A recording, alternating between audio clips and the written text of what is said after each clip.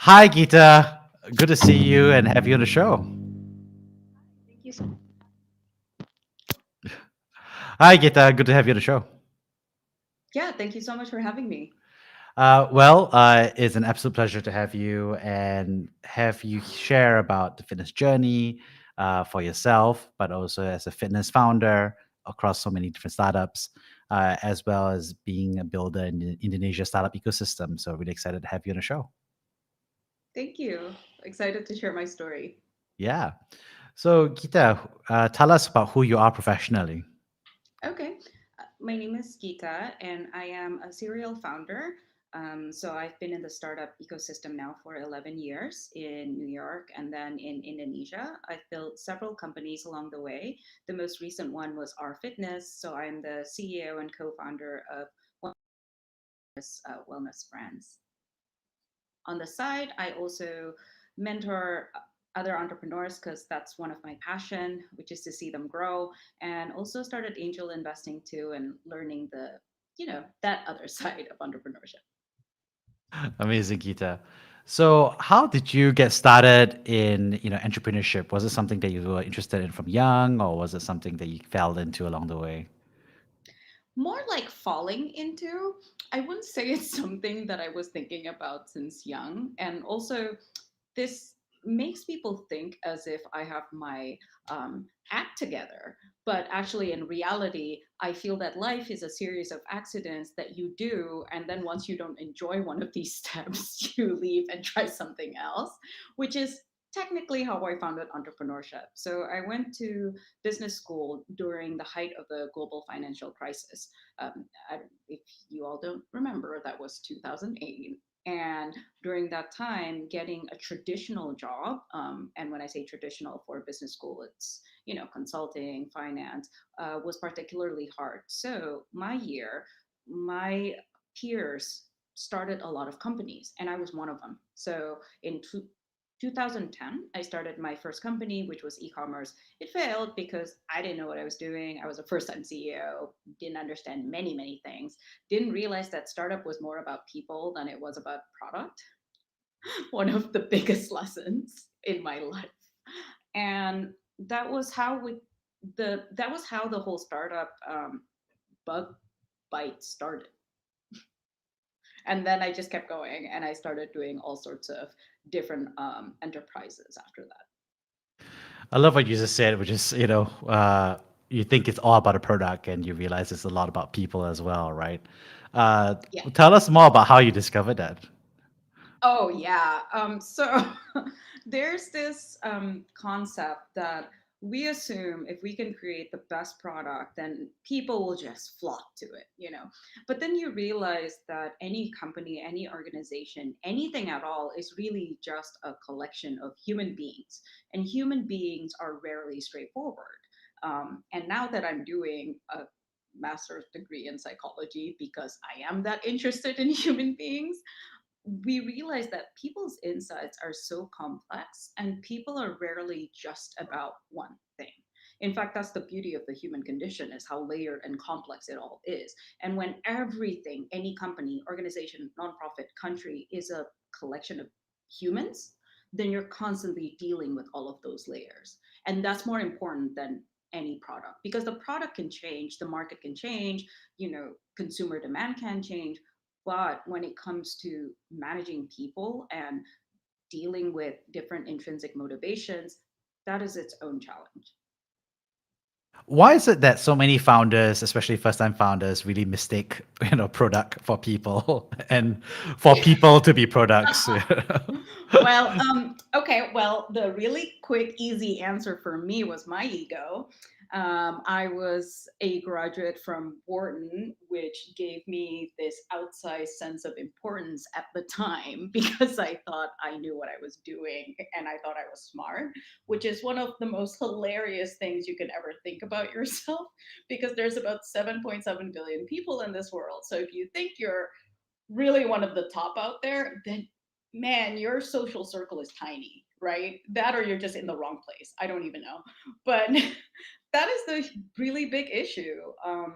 Once you realize that a lot about, I wouldn't even, I don't know whether to call it leadership or teamwork or just really, let's call it what it is, which is human interaction. Once you realize that human interaction requires, um, as you can possibly muster as little ego as you can, once you realize that, then you'll understand that it's really not just about how skillful you are, because there's always going to be someone more skillful than you, how gritty you are, because there's also always someone who's going to be grittier than you. I am not more hardworking than a farmer. I'm not. In fact, I'm probably less hardworking than a farmer working 18-hour days. Let's be real, right? But due to a certain set of background privileges, blessings, and connection and everything, it brought me to a certain place. So I think once we all understand that everything that happens to you and your results, are always a combination of so many factors, and many of them having nothing to do with you and your skill set, I think that can lead us to relating to other human beings better. I love what you just said, which is, so many first time founders, but especially also MBA graduates have that arrogance, like you said. Oh, totally. And, it's a tough learning to have, right? And what's interesting is that, startups, like you said, is really about people, right? Because, it's this crazy thing to build something out of nothing. And Yeah. all you have is yourself and other people and the people who first believe in you to be customers. Um, what's How has been your approach to think about people? Is it something that you just like, be frank and honest, or, Mm, versus I think there's a, culture around like, you got to be confident and sell, right? Hustle, as they call it. yeah. So how do you think about that way to approach people? What do you think works best? Maybe personally or what you've Yeah. seen? Yeah. Yeah, I think I see people slightly differently too because I'm autistic. So, autism is a type of spectrum condition in which we have both challenges and also different abilities in certain things. One of the things that I am particularly poor at, and you can pretty much ask anyone who's worked with me, is that I'm not phenomenal at guessing people's intentions, motivations, or anything of the sort, because I see so many things as very literal, like literal to the level that most people would never do. For example, here's a little tidbit story. I opened a bank account and they said to please take the documents to the mailroom, which a typical person would send it off with a mailman. I physically went to the mailroom of that bank, which is really far away, and I was there all clothed going, "Hi, I am here to give a document." And they said, "I'm sorry, who are you? What are you? How did you end up here?" And that is the kind of literalness that I definitely do. So I miss out on lots of things. I miss out on, for example, sarcasm, and I do, like, certain things are a challenge, and humans for me is a massive challenge. So that is why the way I even approach a lot of social situations are not as, I would say, second nature as other people, where they can banter in a lighthearted and without even thinking. My brain is constantly thinking. I am constantly wondering and going, did that person say more than than what is said? Did this person mean this? Did this person think this? I actually have close family friends who explained to me how someone actually is. So they said, if that person is saying fine, it doesn't mean they're fine. And I am honest to the level where I don't understand sometimes that you can't just divulge if you're feeling bad, because most people don't want to hear that. Right? So unfortunately, the way I have dealt with people is to really extend, kind of really extend a level of empathy that any human being would. So people always think empathy means putting yourself in one's shoes. So therefore, when you can't put yourself in someone's shoes, you go, well, then you suck and you don't deserve to be respected, right? Then I don't care about you. But actually, there are different types of empathy, and the empathy of putting yourself in someone else's shoes is actually only cognitive empathy. There's also affective empathy, and affective empathy is very instinctive. So it's something that a lot of autistic people have a lot of, which is, look, I might not understand why that thing makes you sad, but I believe that you're sad because sadness is a condition that every human will have experienced. So I don't have to be convinced that that thing is really bad or not as bad. I just have to be I just have to be convinced that you are this person who has these valid emotional reactions, because we can't compare each other's like struggles. That's like virtually impossible and it's not fair. And that is how I really live my life, which is this concept of extending the possibility that you don't know why someone feels the way they do, and realizing that if the tables were switched and you had their exact life, it's not a guarantee that you will behave differently from them. Yeah. And what's always struck me every time we hung out is that you've always had this tremendous ability to, make me laugh and always have a great Yeah, time. And to be frank, like, it's something interesting to see where you've, frank and open about the fact that you have this dynamic that you've done so. And at the same time, also, you've done a tremendous uh, from my perspective, a tremendous job just adapting and incorporating that by being transparent, but also doing that in a very people kind of business, right? Which is, startups, yeah, right? So it's a really interesting thing because, I've had friends who have, and then they, yeah, work towards more academia correct. or math, things Yes, like that. correct. That's just easier to have a structured Absolutely. environment. And startups is as unstructured as people, as empathy as you can. So I'm curious, how have you evolved Yes. or adapted or learned how to do that over the years? I'm so curious. Yeah.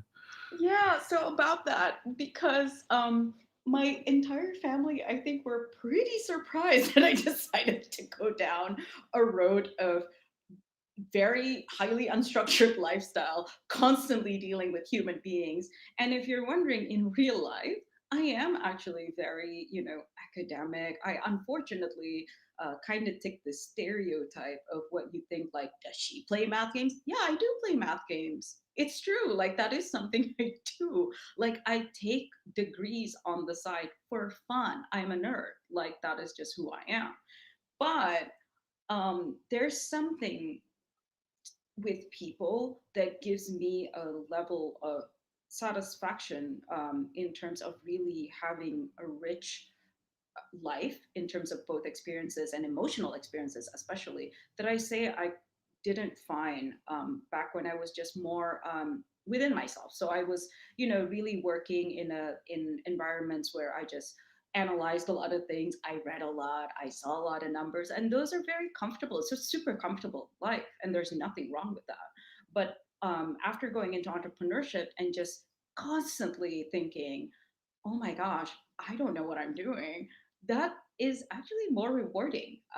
And just to see that you're one of the very few also autistic women in the field, that matters a lot, because I know that although it sounds crazy, entrepreneurship is actually a very viable opportunity for a lot of underrepresented founders, and also for me, for autistic people, because one of the things that we are known to do is we can create our own unique company culture and team culture that a lot of people probably haven't seen. So, for example, one of the things with my company culture is we are big into learning, because I like learning. So when I say big into learning, I don't mean just like, oh, here's a book. No,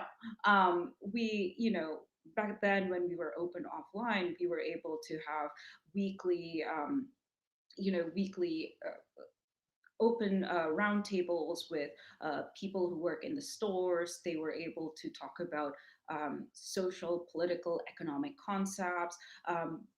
We were able to mentor each other, and things like that are things that enrich me. And I'm so glad to see it also be helpful for other people.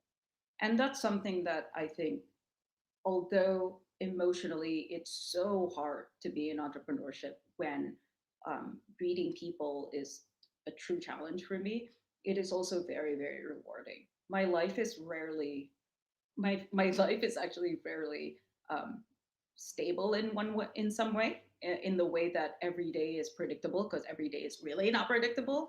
But it's also given me just an enrichment of life experiences and emotional experiences that I'm really glad I have now.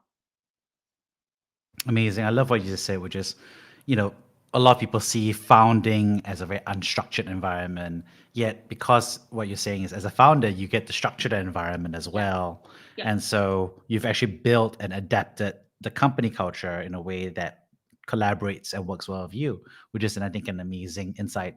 And obviously very helpful for lots of folks who might be considering that journey, right? Yeah. Um, and I think that's really an interesting part, which is, you mentioned that it's really a big opportunity for underrepresented groups, right? Because that's what I noticed as well. Is like the truth is when you're an entrepreneur, obviously there are advantages and privileges you talked about. Yes. Yet at the end of the day, it's just did you build a company or not, right? Are Yep. you making revenue or not? And it really doesn't matter what got you there. It's really the fact that you did it, right? And how do you think about that, in terms of like representation, in terms of groups? How do you approach that conversation personally? What do you mean? When you look at, you say that a lot of underrepresented groups is something Understand. that you're representing them, or that they look Okay. to you as well. Um, what advice do you normally give them Okay. how to think I about see. it? Yeah. Sure, sure, sure. Okay, so really quickly, when I speak to underrepresented founders, because there's so many, we really also have to consider the lens that we see.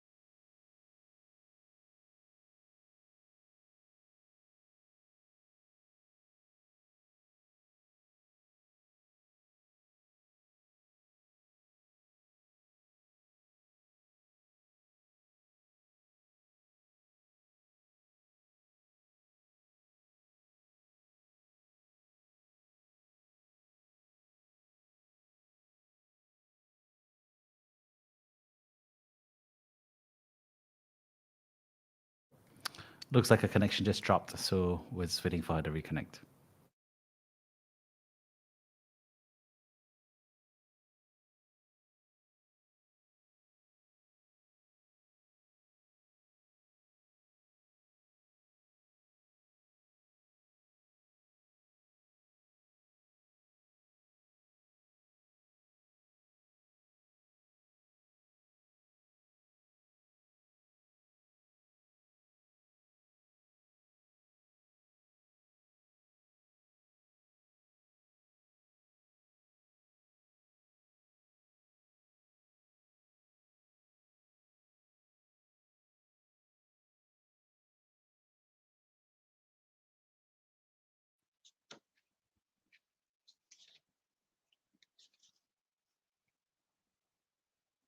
Hello. Now I can't hear you.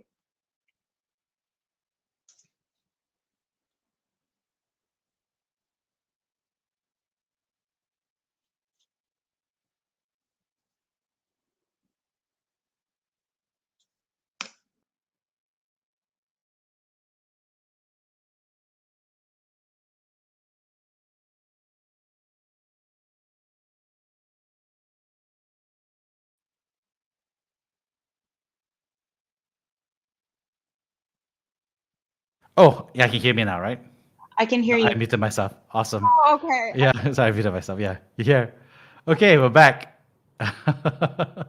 Okay, anyway, back to the other question about underrepresented founders. What advice If would you give them? Yeah. okay, if you're new in the ecosystem, it is very easy to get into this rut where you go, how come only those people, certain kind of background, get the funding, get the media, get the whatever? And yes, I feel the same way, and it's really a bad feeling. But at the same time, there is one thing I know that a lot of underrepresented founders do really well, and that is generating revenue. So I do have a very revenue focused business, which is not something that you can do for certain types of sector, because certain types of sector obviously require more investment. But what I'm saying is that uh, entrepreneurship is a lot also about doing the work and doing the best that you can with the work. And honestly, sometimes the results won't match the effort, which is a really bad feeling for a lot of people to accept. But what a lot of people also won't tell you is that one, a lot of times when you get the results, you won't feel as happy as you think. Two, like, and that is one of like the harshest things you'll learn. But two is that your process is yours, and that no one can take away from you. And why is that process so important? It's because you can iterate that for the next and the next and the next. So I always tell people that growing for 2 years is actually easier than staying alive for 10 years. That's a different type of mentality, and it's also a different type of business after a while, right? So if there's one thing that can hopefully encourage people is that in order for you to keep playing in the game, you just have to survive. So think of survival first, and there is nothing that can take your experience and your process away from you. And don't be surprised that, circa 10 years later or 20 years later, you look back and what you'll actually remember is the process. And what's important here also is if you're one of the people who got all the connections, access, network, everything to finally get the results that you want, never forget to use that to help other people who were once in your shoes and still experiencing a lot of hardships. Because one thing I learned a lot about failure or success is that one, you'll experience both, pretty sure of it, and yet success will never feel enough and failure will always feel too much for some reason. And that too is that the harsh truth is a lot of times there can be many, many factors as to why you failed or you succeeded, which will have nothing to do with what you did, as I think this pandemic has taught us. Yeah. I love the advice you just gave, which is, your process is yours. That if you're building revenue, you are the master of your own destiny, and no one else controls that. Yep. And I love what you just said about also, I think the realism about the success and the feelings and emotions of building. And I think one interesting is that as you build out this, inclusivity and equity and Yep. non-judgment, there also does feel like perception that in the emerging market in Southeast Asia with venture capital with startups that is not inclusive, that is not equitable, and it is Yep. judgmental, right? So how do you feel about that? I mean, this is interesting, right? You, you're Um, right. yeah, No, I mean, you're right. I think, and one thing about all human beings, we all want to know, we all want to believe that we are kind and that we are capable in what we do, right? So every time anyone challenges these two ideas, you're like, well, I'm not this because I'm a good person. But I think what we should also start to realize is that no one's, um, no one is incapable of doing both good and bad things. So everyone is capable of doing things, and you are not. And a person is neither here nor there. A person is usually made up of layers of issues, trauma, baggage, conditioning, and so many things that make them who they are. So one of the things with people when they start getting really hard on themselves or getting very defensive about not being equitable or inclusive, I always tell them you're a result of so many things, and you're always capable of doing better. So rather than acting as if you're all holy and woke and therefore incapable of doing anything better, why don't we all just see ourselves as constant work in progress that can always do better in anything, in everything? Because the fact is, not looking at these really terrible numbers when it comes to VC funding for women, or not looking into the really harsh reality that the pandemic has wiped away years of women's progress in entrepreneurship, or not understanding that since the founding of the New York Stock Exchange, there's only been 20 companies that were headed by women that went public, when every single year since the 1800s there's been hundreds of companies that go public every year. So that's such a minuscule, tiny, less than 1% that is founded by women. And especially once we go down intersectionality and you look at other types of founders, LGBTQ plus founders, you look at, founders from different socioeconomic backgrounds, then it gets much, much harsher and much starker.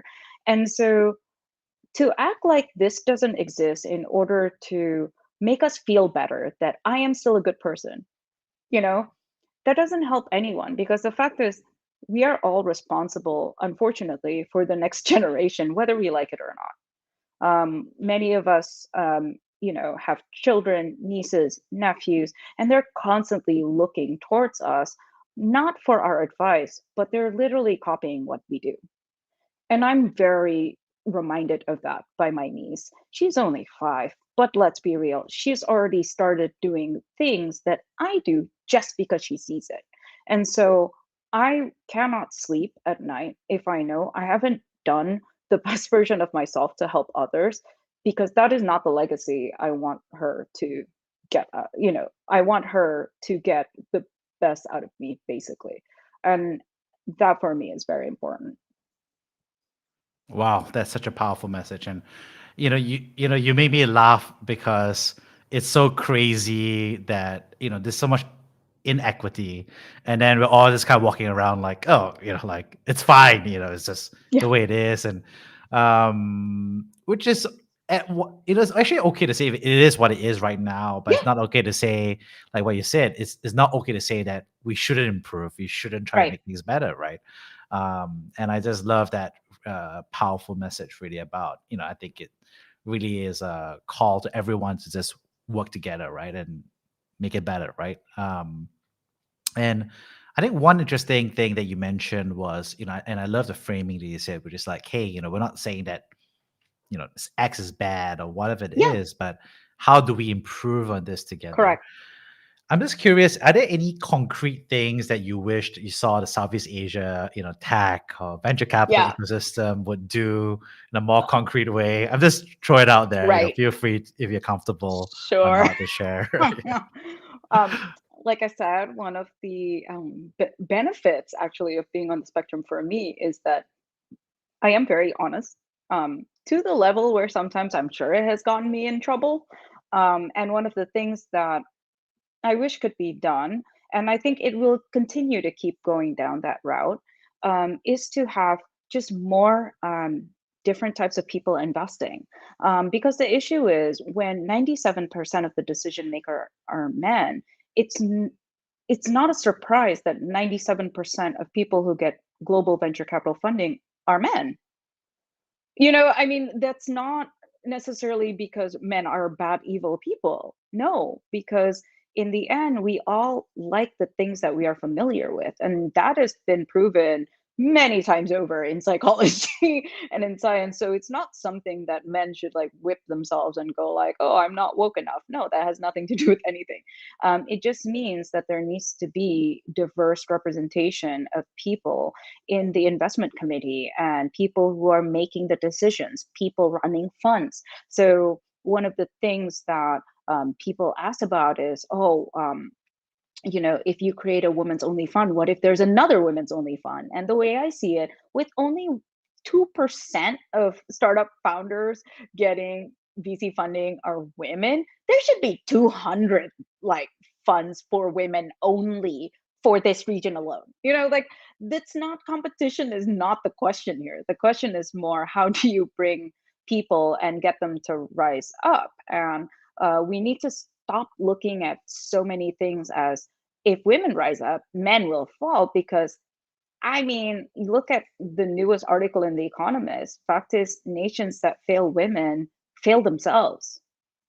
They bring themselves down, because no matter what, women are still 50 to 51% of the world. And if you don't optimize our, our talent, like who we are, what we do, you're really going to wipe away a really great chunk of possibility. I love what you just said. And there's lots of VCs that are men only anyway. So it's not as if we're saying A that majority. we should slash the number of men only VCs in half, maybe. So anyway, Actually, it's the so majority. funny. Yeah, Yeah, yeah, it's 97%, right? So yeah. actually, if right now, let's say only 25%, literally only 25% of venture capital bring in a female in their IC, and a typical IC is, I don't know, however many, it's only a handful of people, just add a person in there from a different background. You never know whether you can look at deals differently. Like, for example, there are also deals that maybe be focused for a certain type of economy. If you come all from the same background, you just don't get it, or you don't understand it because you physically don't live it. It's not because you're less smart, it's because what kind of person can literally learn 20 sectors very, very deeply? Like, that's crazy, So that's why it's important to see all that different vantage point. Yeah, that is very true. And one interesting thing, obviously, I'm part of Monk Ventures, and half our investment team and Yes. also half of our IC are women. And I walked in, and it was a very normal kind of thing because Yeah. for my entire life I've worked, it's just like 50-50. Yes, Actually, you have been. before this was in education tech, which is Right. I'll say actually majority women actually. And one interesting thing was that we noticed that for male founders, it didn't really matter, right? From their Mhm. perspective. But for a lot of the underrepresented founders, for them, it felt refreshing that they finally had Yeah. someone that represented them, right? Yeah. And obviously, at the end of the day, the conversation, what I would share internally, of course, is it's still about the nuts and bolts. It's about the revenues, about the slides. It's just like exactly like you said. I think there's a deeper understanding of some sectors that we just couldn't Yeah. have understood without them being part of the conversation, right? Like, Yeah. for example, we looked at, remember microfinance, 10, 20 Yes. years ago? Yes. Majority of the household decision making span is being led by women. And that's a huge part of women's circles, etc. But it's also something that we're seeing in fintech as well, where there's a tremendous amount of dynamic that's happening through it. Gita, I'm not sure you're still there. Did we just lose you again?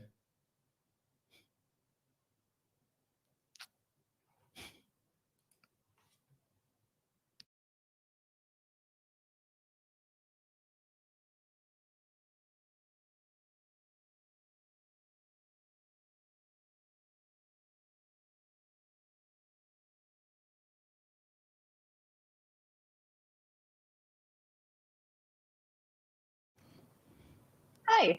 Hi, this feels like it's happening every 15 minutes, so it's fine.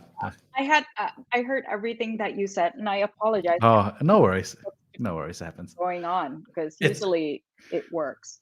We'll stitch it together in the podcast. The live stream, not so much. They're just gonna watch us like fiddle with our Yeah, audio they can settings. live. They can live. Live with that. What are you even doing here on LinkedIn or YouTube on Sunday, right? Actually, that's a great question. What are you doing here? It's What are you Sunday. doing here? You should go out. You shouldn't be listening to us. Yeah. Just talking about what I've seen on my end, Yeah, from the IC yeah, and internal discussion perspective. And yeah, it's hard for us to have understood some of those dynamics if we just didn't have that conversation. And right. I recently did a podcast episode with Susti as well, and it's interesting Yeah, because her motivation as a founder to become a VC was because she didn't feel like there were enough women in VC, correct. similar to yours, Yep. which is, I think, a great way of articulating it.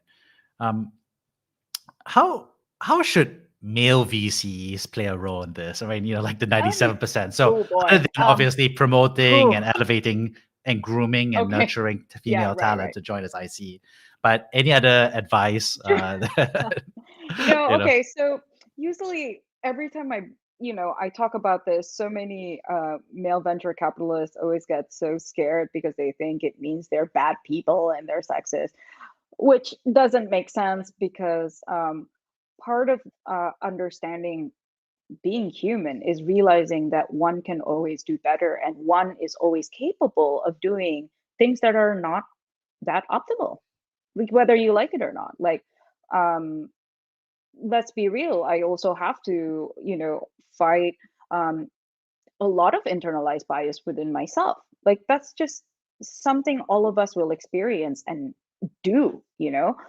For example, people don't talk about the fact that what about entrepreneurship for or even employmentship for people with disabilities? It's highly unfair, like the world that we live in. So there's a lot of internalized bias that we constantly have to fight. But one thing about it is you don't have to drive yourself crazy fighting yourself, right?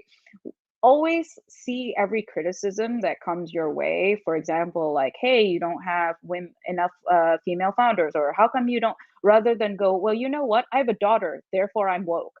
Which, by the way, is also stop saying that. That's crazy. Um, no, that does not make you, like whatever you think you are. But actually see it as an opportunity for you to learn something about your actions, right? So see it as, oh, I had no idea that I have been um, behaving in a way that follows my conditioning, because that is what it is. Like you're just doing things that follow your conditioning. And I think once you see that, you can be more graceful with yourself and be more forgiving. And then realize that rather than be on the defensive and go, oh, no, not enough women apply, not enough this, not enough this, because I think tons of data can easily disprove that pipeline is not a problem. And if pipeline is a problem, then the problem is within your VC. Like that's already an issue for you. Like something's wrong with your system. You might want to check that out, right? And so rather than go on the defensive, immediately forgive yourself because you're just acting on your conditioning and your internalized, beliefs and systems, and you can do better. You can do better that immediate moment by going, I'm sorry, teach me. And if there's one thing I'm learning is that a lot of people, especially the higher up you go, you're scared of saying the word teach me, help me, I want to learn. Let me. You know, what should I do next? Like, what should I read? Who should I talk to? Which pipeline can I tap into? Teach me. And I think that's the thing. We are at a stage where, as you keep becoming decision makers, a lot of decision makers feel that they have to have all the answers or they have to be this higher version of whatever they are, when in fact all of us benefit from teaching each other. And so one of the things that I think can help this situation is for for male venture capitalists to simply say, teach me. You're right. I could do better. I should do better because the next generation is literally watching my every step and my every move. And they might copy that. So rather than always go, no, I invested into that female founder, I'm woke, or I have a daughter, I'm great. Just go, okay, I want to do better. We can make this world better. Teach me. I love that. Wow, that's such a powerful phrase, actually. Just teach me. I think that humility and openness to learn, right, from other people's experiences is really all we're asking, right, in any scenario. Not a big ask. Yeah, it's like if you can learn about quantum computing and blockchain, you Yes, can also learn about other people, yes, who are living in the same exactly. place, right? That's true. It was awesome. So, as you think about all of that, one interesting part is that you've also really learned a lot along the way, based on what you've shared. Could you share with us about a time that you have been brave? Yes, sure. About that. Um, One of the biggest compliments I've ever gotten in my entire life was actually from my father. My father was a well-known political uh, thinker and also an economist. He passed away a long time ago, but he once said, "You're the bravest kid I know." But I didn't understand that at the time. And I didn't understand that because I personally don't understand a lot of social like a lot of social standards and expectations, because I'm physically just not there. Like I don't literally understand it. So, for example, like it, it's not just that I miss out on sarcasm or miss out on so many double entendres. I every time I watch any movie, I have to have my husband help like decode expressions for me, but therefore, this allows me too to speak up when a lot of people wouldn't. So, one particular story that happened fairly recently, fairly recently, and that was wow. Okay, so basically at the time, and I think a lot of people already know this story because it was pretty public. So yeah, it was pretty public. So at the time, my company wasn't able to get funding, and I was rejected left and right like 65 times.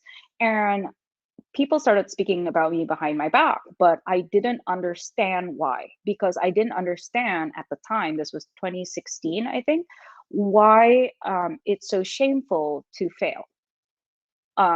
I understand now that society thinks it's shameful to fail, but at the time I didn't. So I went on Instagram and I had like so few followers at the time, but I decided to do an Instagram on just being a total failure of not being able to raise any capital. And oh, shoot, I'm becoming broke. Like straight up, I need money. Little did I realize that that thing was going to go viral very, very quickly. And so the next day, I opened my Instagram and I don't have notification too. I turned off notification. And I was so shocked when I ended up with like 100 DMs in 12 hours. And of course, you'll sometimes get those trolley DMs where it's like, oh, such an embarrassment. Oh, your dad is turning in his grave. But I actually got an overwhelming, um, like supportive messages from people who have failed who said, thank you so much for destigmatizing this. So I basically hung out my dirty laundry out in the open. This is before I ever got any funding, right? So cool, I just made myself super unattractive for like every VC ever, right? And I just basically admitted to getting rejected to every VC ever. But I didn't realize that that message was so important for so many people who felt that they should be ashamed of their process. They should be ashamed of the fact that they took a risk. But what I'm trying to say is taking a risk, doing things that are just not sexy, like, working really hard and just not having the results are not things that you should be ashamed of. It just means that that is your process and no one can take that away from you. And by the way, of course, fast forward many years later after that, I am now doing speeches on like international, platforms about failure. Literally about the one thing that everyone told me I should be quiet about, and I, oops, accidentally just told everybody. But now to share that message that failure and success are just episodes that happen to you in your life, sometimes not because of your fault, sometimes also not because of your greatness. But what matters is you have the process and it's yours. And that process can inspire someone. Wow, what a journey. Um, I, love the fact that I think there's truth of it, right? Which is you did something very brave that you didn't understand to be brave at the time. And I think that's the awkward reality of almost all bravery, right? It's like, sometimes you know the True. fear, sometimes you're aware of the fear, you keep going, and sometimes you just don't really understand what's going on, and then you just do it anyway, and then it turns out like, oh, actually there's a, I don't know, 10-foot drop, when I walk across the ladder, right? I mean, it's like, you realize it in retrospect, and I think that's a beautiful part of being a founder. Sometimes it's like you don't Yep. understand how many people fail until you're like, I was like reading a statistic recently, and it was like AngelList was like, if they look at all companies that raised the seed round, one out of 40 will become a unicorn, right? Yeah. And then, when I talk to a bunch of different, you can see a lot of different people talk, right? So like, if you're an investor, you're like 1 out of 40. It's like, wow, that's a lot. That's a great opportunity. We're going to do lots of investments. And then you go to normal people, and they're like, oh my Yep. God, like 39 out of 40 is effectively not going to make it. Yep. So 30 that's huge, like 75% fail rate, Yeah. and death rate, and then everything else is kind of a zombie company. And that's Yep. interesting when I talk about this to other founders, and a lot of founders are like, "Oh, I didn't know the odds were that bad." That's The odds are terrible. or they're kind of like, "Oh, that's a good shot, 2.5%, the 1 out of 40. I'm gonna be the 1 out of 40, right? Yes. And I'm like, yeah, everybody thinks they're the 1 out of 40 as well. So Yeah, definitely. One interesting thing I just love to know is, when you think about, obviously, you've gone through some tough times, right? You talked about, knocking the doors on so many VCs. How did you maintain your own energy or your own spirit, right? Because I mean, was like, for example, writing that Instagram post a way for you to, like debrief or learn about it or reflect on it? Like, how do you like maintain that energy? Because, you may not see it as a stigma, but you still obviously have tough times. So how do you process? Well, when I was so broke and like asking for loans and like owing so many people, that was one of those moments where I went, should I go back to like academia or like do something that's more stable?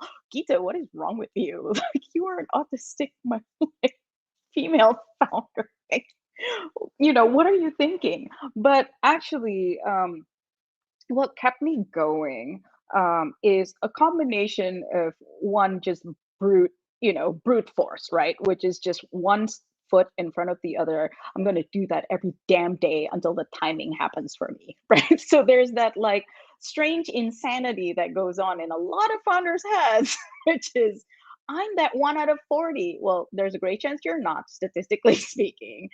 But I really have always believed in the power of one foot in front of the other and do that for a very, very, very, very long time, right? When I went to Instagram, it was because people started speaking about me behind my back, which I also accidentally found out the hard way by accidentally hearing one.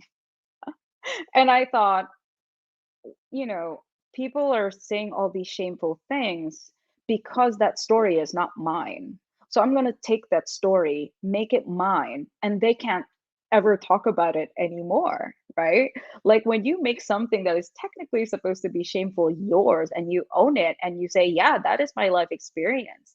Because they started bringing in personal things too, like, oh, she's a divorcee. She's, her dad was such an amazing economist. How could, give birth to such a failed person? And I thought, actually, yeah, let me own that. Let me take it. Let me take all that story and I'll write about it and I'll make it mine with no excuses, with, do you, am I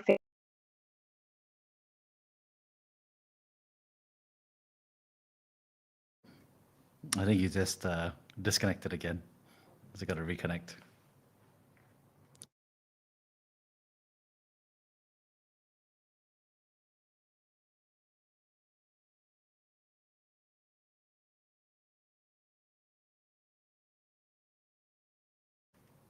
Hi, Jeremy. Hi.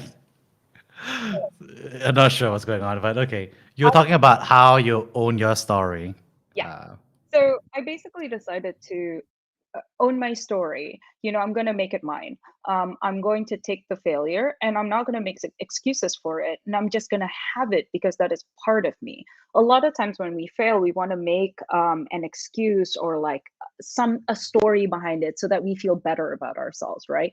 But maybe there is none. Like maybe this is the point in time in your life that things are just not working out.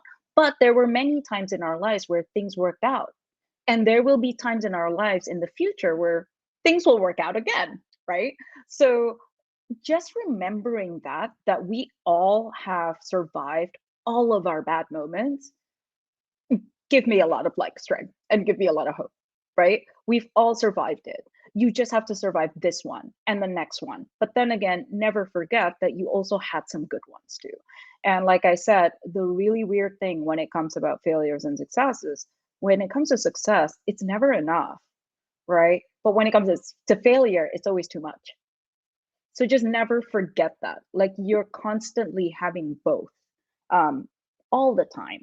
And for me, when it got hard, yeah, I did go into Instagram, a lot of it to reclaim my story. But I also remember you're not just doing this for yourself, you're doing it for other people who are watching you and gain a lot of strength from you, even if you fail. If not, they gain a lot of strength from you because of all of your hardships. Wow, amazing, Gita. That was a really powerful message about owning your own story for others. On this note, I'd love to wrap things up here Yeah. by paraphrasing the three big themes I got from this conversation.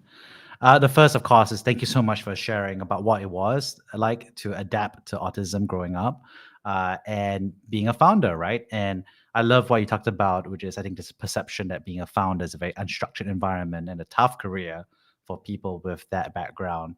But I loved how you shared about your own approach to structuring your own environment, your own team, your own company culture for that fit, and making that a strength and something that's a power of yours rather than putting that to the side. And I love that honesty, transparency, and frankness that you share about it because it's helpful to you. It's helpful for me in terms of being able to be aware of that upfront. And there's also, I think, such a powerful and inspiring story and role model for so many people who may be having some similar dynamics, right? Whatever the challenge is. The second, of course, is thank you so much for sharing about what advice you would give to underrepresented founders and VCs. I love the very frank discussion about what the world is like today as it is, while also being frank about the fact that we're not asking a lot, but we're just asking for more representation at the decision making table in venture capital, but also more openness and humility around learning. As we talked about it, if you're trying to learn about blockchain, why not learn from other people, right? Yes. And hear their story, right? And lastly, I love, I think you had this consistent theme around, and I call it at a high level, owning your own story, right? Yeah. You talk about your process is yours, no matter what situation it is. Yeah. The revenue you build for yourself is yours. The company you build is yours, right? And I think Yeah. that ownership is a brilliant advice, I think, for anyone in tough times and good times. And I love that, um, window of moment of time, just sharing about how you got rejected after talking to so many VCs and the side of it. And I think there's a bit about a moment where you said it wasn't brave because you didn't do it in the classic model of bravery. Yet Yeah. I think the world recognizes you as brave because you owned it, right? And I think that's such an inspirational moment for so many people. So Gita, thank you so much for coming Thank on the you. Brave Show. Thank you so much.